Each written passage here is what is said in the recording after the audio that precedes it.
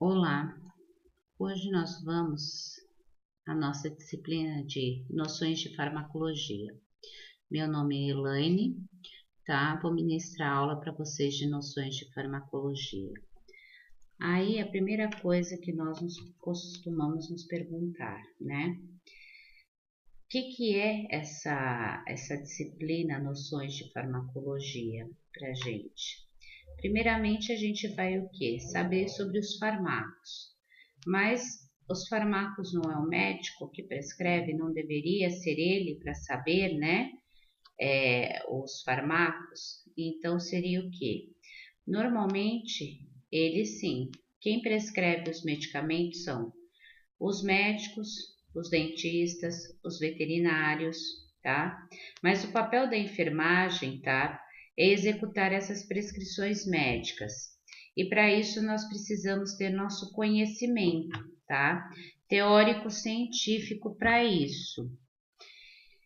Por que devemos ter esse conhecimento teórico científico para administrar, né? É para evitar os erros. E os erros a gente chama de iatrogenias, tal como administrar um medicamento que é exclusivamente intramuscular no músculo, administrar ele endovenoso.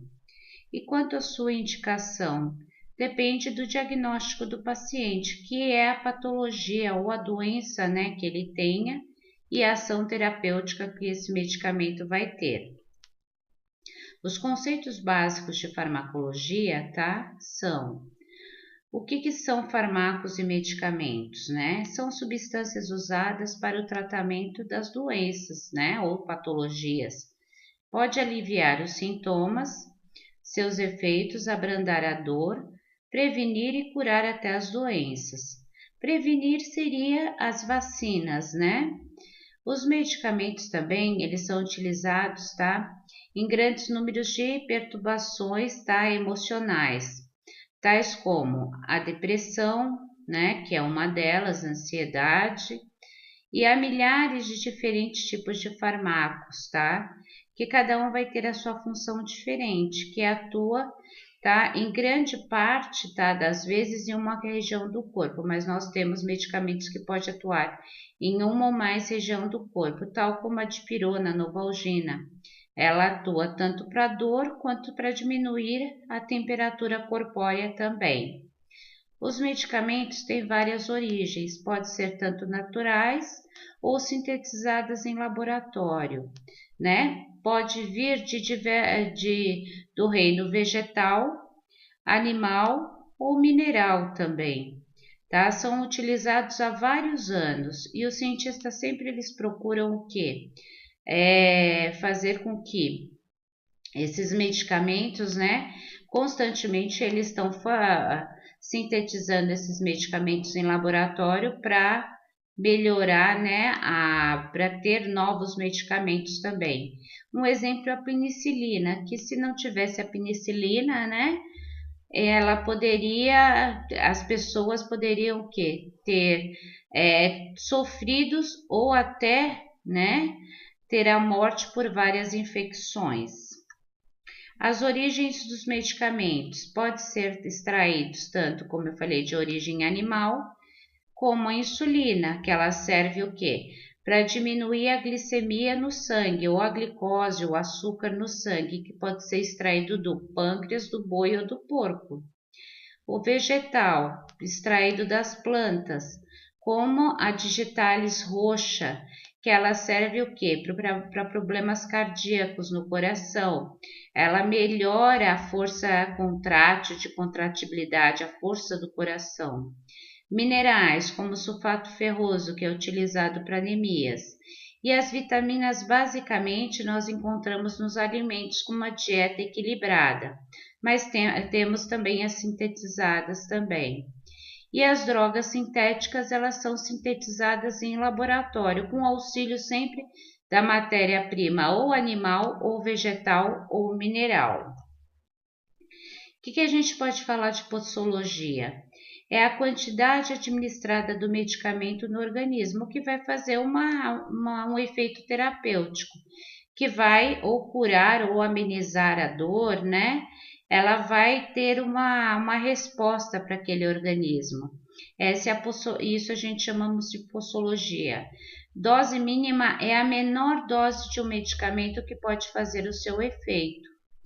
A dose máxima é a maior quantidade de medicamento que vai fazer um efeito e pode ser administrada máximo sem causar o quê? Nenhum dano ao paciente.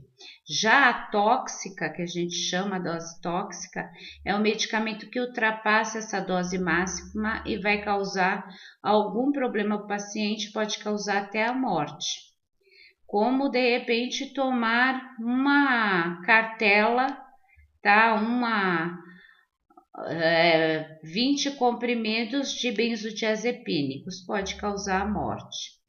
Dose letal é a quantidade que vai causar a morte.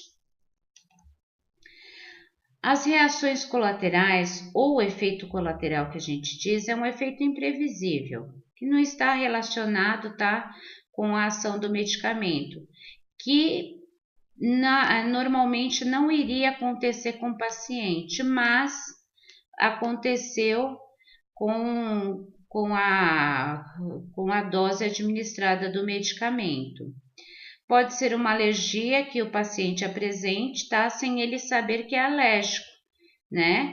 Pode ter sido administrada uma dose correta, uma posologia correta, tudo correto, mas ele pode ter tido uma alergia. As formas farmacêuticas são o que? Inúmeras, né? As formas é o que? Por onde a gente administra os medicamentos, seja ela pela boca, via oral, no músculo intramuscular, endovenosas, né? Via retal, né? Tópica, são inúmeras que a gente tem aí. Prescrição medicamentosa. Sempre o que é a prescrição? É o documento que o médico fornece, que ele vai prescrever, seja tanto em receituário ou numa prescrição médica no hospital, tá? Que sempre vai fornecer o quê? Os dados do paciente, tá? E as orientações como ele vai o quê? A ser administrado aquele medicamento, que seria o quê? Normalmente via oral, sublingual, de 6 em 6, 500 miligramas e o nome completo do paciente. Quando a gente fala em princípio ativo ou substância presente na composição, é o medicamento que é responsável por fazer o quê? O efeito farmacológico daquele medicamento. E os medicamentos genéricos, tá? Tem o nome comercial, que é a marca, tá? Por exemplo, aqui a gente tem Novalgina, Dipirona, tem vários tipos, a gente encontra um monte de nomes comerciais aí, mas o princípio ativo é a dipirona, que é o nome dado. Que o que a gente vê aqui? O nome genérico deve ser sempre, tá? Seu princípio ativo. Por exemplo, aqui, tá? Amoxicilina. Aí a gente vai ter um monte de nomes, o quê? Comerciais. Nome comerciais é a marca que o laboratório colocou. E todo medicamento, tá? Que é genérico, ele deve sempre ter a tarja de genérico, tá? Que é uma tarja geralmente amarelada, tá? Com a expressão medicamento genérico, que é a mesma coisa que aconteceu. Normalmente esse medicamento genérico, ele pode ser formulado que nem a dipirona. A dipirona é um medicamento que pode ser considerado genérico com o seu nome genérico. Agora, a Novalgina é a mesma coisa que a dipirona, mas a Novalgina é a marca, tá? Que é o nome comercial. E na embalagem dos genéricos sempre deve ter o quê? O número da lei, tá? Que é 9.787/99/99, que foi em 1999 que foi instaurado os medicamentos genéricos. E sempre o médico, tá? Ele deve prescrever o medicamento pelo seu nome, o quê? Do princípio ativo, e não pela marca, para você ter a opção de poder comprar o que seja mais barato. O medicamento genérico sempre é mais barato do que o nome comercial. É a mesma coisa quando você compra uma roupa.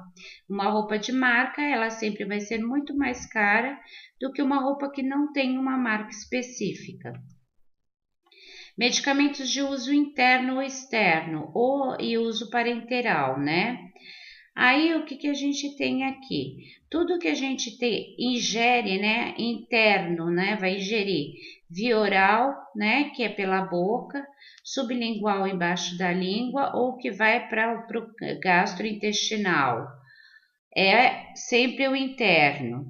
A gente utiliza essa classificação. Agora, o externo é quando a gente vai, por exemplo, um creme, uma pomada, passar na pele. Isso não quer dizer que não vai fazer o efeito. Vai, porque na pele tem os vasos sanguíneos no tecido subcutâneo e vai absorver aquele medicamento, mas é de origem externa. Nós temos o retal, a via também vaginal, oftálmica, pelo ouvido, otológica, via nasal. Temos também o uso parenteral, que a gente fala. Parenteral é tudo que é injetável, tá? Enteral é tudo que é administrado por boca, né? Que a gente vai tomar por boca. E parenteral é tudo que é injetável, como a via subcutânea, que é a insulina, tá? Como as vias, tá? Endovenosas, que pode ser administrado grandes volumes também. A via subcutânea já não, ela tem que ser administrada a pequenos volumes. Então, via intramuscular, via endovenosa, via intradérmica, tá? Então, que é a subcutânea, tudo isso é julgado como parenteral. Aí a ação de um medicamento e os seus efeitos combinados, né? Aqui a gente tem o quê? Uma geleia, um laxante fitoterápico natural que eles dizem, né? Mas olha, ele tem dois efeitos, ele tem dois medicamentos, tá? Que adição significa a soma de dois medicamentos que vai servir para um efeito. Por exemplo, aqui a sena, né? Mais a cássia fístula, são dois medicamentos, a junção de dois medicamentos que vai ter o efeito laxativo. Como a gente tem a ação ações de outros medicamentos que pode ter, por exemplo, o COID-D, que ele tem um medicamento que ele tem como se fosse um corticoide e mais um antihistamínico, mas ele vai servir para a parte pulmonar. É a junção, é a adição de dois medicamentos que servem, combinados, que servem para um determinado caso. As reações adversas, tá? É diferente do efeito desejado. Exemplo, né? A gente vai tomar um medicamento para alergia, para diminuição da alergia, mas ele também causa um sono. É um efeito, né? Que a gente que é uma reação adversa que pode alterar o sistema nervoso central, que ele foi utilizado para alergia, mas ele causa, né? O sono, que ele afeta o sistema nervoso central. Aí nós temos aqui as superdosagens, né? Mesmo quando tomado em doses usuais, há um aumento da sua concentração, né? Plasmática, no plasma, no sangue nosso. E a tolerância, né? Seria o que? A redução progressiva desse efeito daquele medicamento, tais como os benzodiazepínicos, que quanto mais tempo eu tomo, mais eu vou me tornando tolerante, aí eu tenho que aumentar aquelas doses, né? Ou o antibiótico também, que ele pode, eu estou tomando frequentemente aquele antibiótico, então ele não vai servir mais para aquele problema.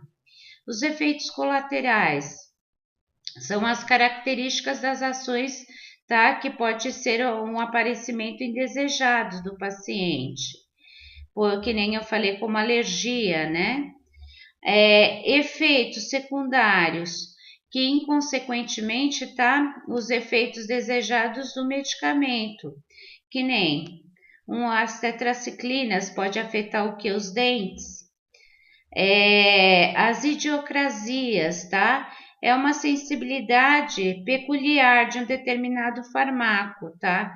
Que geralmente pode acontecer, tá? Uma sensibilidade, um sono, uma pequena alergia. E as hipersensibilidades, sim. Por exemplo, eu tenho alergia às penicilinas. E aí, o que que acontece? Eu não tomo a bezetacil, mas eu tomo uma amoxicilina, que é também uma penicilina, né, via oral. Aí pode me causar a hipersensibilidade e alergias. Aí nós vamos ter a potencialização do medicamento. O que é potencialização? Quando ele aumenta, tá, o seu efeito da medicação, e normalmente pode acontecer o quê? Com álcool. Por isso que dizem que não pode utilizar medicamentos com álcool. Que nem o álcool mais um anti-inflamatório, tá? Ele pode ter o quê? Um risco de úlcera gástrica e sangramentos, que ele vai potencializar para isso. O álcool mais os antibióticos, ele pode causar uma dor de cabeça, vômitos, né? Até uma arritmia, né? Palpitações, uma falta de ar e pode causar até a morte.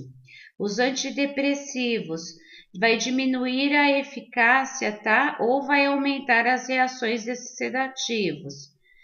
O álcool com a dipirona, tá? Pode ser também potencializado com paracetamol, pode ter um maior risco de hepatites. Com o AS, que é o ácido acetil salicílico, pode aumentar o risco de sangramentos no estômago. O álcool com os ansiolíticos, tá? Pode o quê? Causar o quê? Um coma até uma insuficiência respiratória. Com as insulinas, pode causar uma falta de açúcar na sanguínea, então pode causar uma hipoglicemia, uma dor de cabeça, vômito, também falta de ar.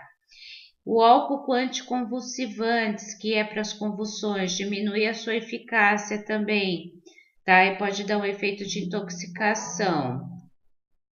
Nós temos os medicamentos placebo. O que é medicamento placebo? A gente está vendo muito hoje falar nas vacinas Covid que é administrado placebo, né? Seria uma forma igualmente daquele medicamento, uma substância que ela não vai causar o seu efeito para o paciente, que nem nós temos a nossa proposta hoje, né, dos testes da Covid, que é um exemplo clássico que a gente está vendo hoje, eles administrando a vacina realmente, né, que tem o antígeno ali dentro da vacina para provocar uma resposta imune através do nosso sistema imunológico e uma outra quantidade de pessoas está tomando o quê? Como se fosse a vacina, mas não tem nenhum efeito como vacina. É como se eu pegasse um paciente e estivesse viciado, tá, no medicamento que causa dependência química, por exemplo, a dolantina, e eu administrasse a água destilada na veia dele e falasse que era dolantina, só que a água não tem nenhum efeito desejado dele, tá? Homeopatias, tá? Geralmente é retirado do reino animal, vegetal e mineral também. Só que as homeopatias, normalmente, tá? É uma das práticas na medicina que cuida do paciente e não muito da enfermidade. O que vai acontecer? Essa homeopatia tem o quê? 217 anos com a fundamentação, tá? Que eles usam mais princípios do que como chás, coisas mais naturais. Nada mais, as coisas não muito sintéticas em laboratório, tá?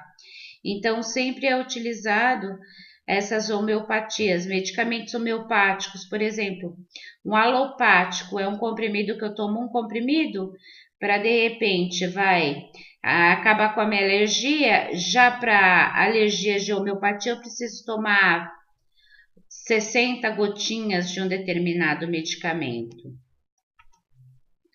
Marca o nome fantasia, o nome que foi patenteado pelo laboratório, tá? Que é fabricado, que é a marca. Por exemplo, Novalgina, tá? É o nome comercial, que é a marca, tá? Ou o nome genérico que eu falei para vocês é dipirona. Normalmente, tá? A Novalgina e o nome genérico, ele não tem o mesmo nome que o comercial.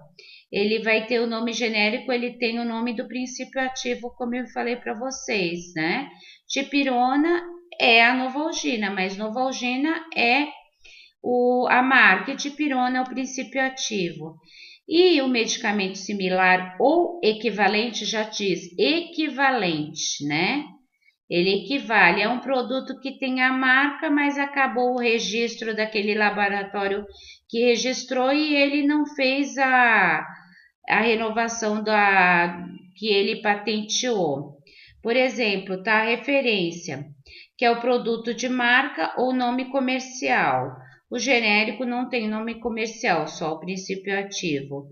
E o similar e equivalente que a gente fala é o produto que tem a marca, né? Mas depois ele não renovou a marca, ele só vai ficar com o nome do princípio ativo.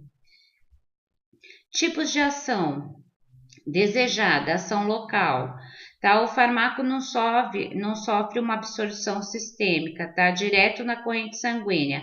Primeiro, ele vai para a corrente sanguínea sim, mas primeiro ele vai o quê? Agir localmente para depois ser administrado pela corrente sanguínea.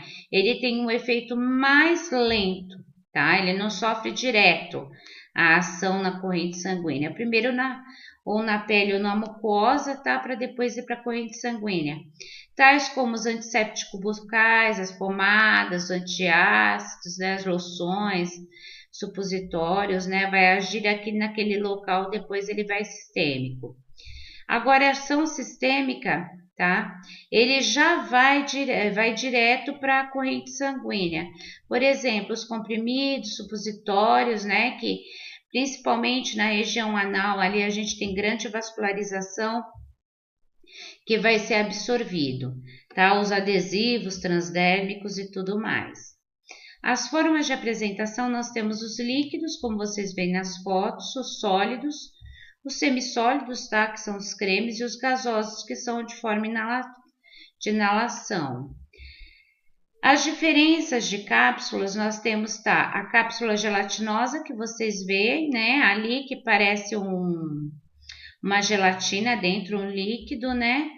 A drage, né? Os comprimidos e as cápsulas. Aqui, pessoal, eu deixei para vocês um site da Administração das Medicações e Prevenção dos Erros. Essa cartilha, tá? Ela é do Corém, contra a prevenção de erros de medicamentos, tá? Vocês podem estar utilizando esse site e aprimorando o conhecimento de vocês. Soluto, tá? Já diz, soluto é o medicamento a ser dissolvido. Ele normalmente vem em pó. Ele vem numa forma, né, que ele não dá para ser administrado via endovenosa. Ele não é um líquido, ele é um soluto. Por exemplo, um exemplo clássico, o sal, o açúcar, ele é soluto, porque ele é, né? Ele é em gramas normalmente, mas aí eu preciso do solvente, que é a água, que vai misturar com o soluto e vai virar uma solução. Que nem tem os medicamentos normalmente, tá? Em pó, como nós estamos vendo aqui, tudo isso daqui em solutos frasco ampola. Aí eu preciso do solvente para pegar, colocar aqui dentro e virar uma solução. Por exemplo, uma penicilina cristalina, ela vem nesses frascos, aí eu coloco o solvente e ela vira uma solução para mim fazer o cálculo para poder administrar no paciente. Nós temos que também saber, tá, sobre sistemas numéricos de medidas, o que equivale, porque nós vamos usar muito em cálculos. Que nem 1000 ml equivale a 1 litro, 1000 miligramas equivale a 1 grama. 1 metro equivale a 1 quilômetro. 100 unidades internacionais equivale a 1 ml. 1 ml equivale a 20 gotas, ou 1 ml também equivale a 60 microgotas. Isso tem que ser decorado, não adianta, tá? Aqui eu deixo alguns sites para vocês aprimorarem e aumentarem o conhecimento de vocês também, que é o conceito básico de farmacologia 1 e 2 e a classificação dos medicamentos. E aqui são atividades de fixação, quanto à origem dos medicamentos, para vocês falarem sobre a adição, o que é, né? Para você estar dizendo, né? O que é adição, efeitos colaterais, potencialização, efeitos colaterais, e as definições também de medicamento sólido, líquido e gasoso e semissólidos. Agradeço a presença de vocês e até a próxima.